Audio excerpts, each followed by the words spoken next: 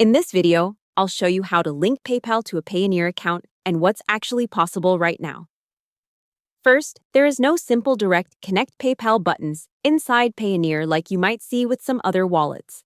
In most cases, people are really trying to do one of two things: either link Payoneer receiving account details inside PayPal or get paid by a client through PayPal into Payoneer using Payoneer's payment request feature.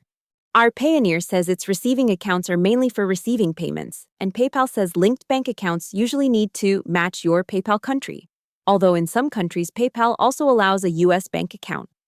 If your PayPal account supports linking a U.S. bank account, open PayPal, go to Wallet, tap Link a bank account, and enter your Payoneer receiving account details exactly as shown in Payoneer under Get Paid, then Receiving Accounts.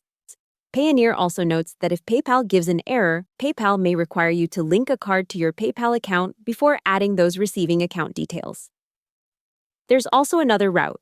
Payoneer now lets clients pay your Payoneer payment request using PayPal, so your client pays with their PayPal account and the money lands in your Payoneer balance.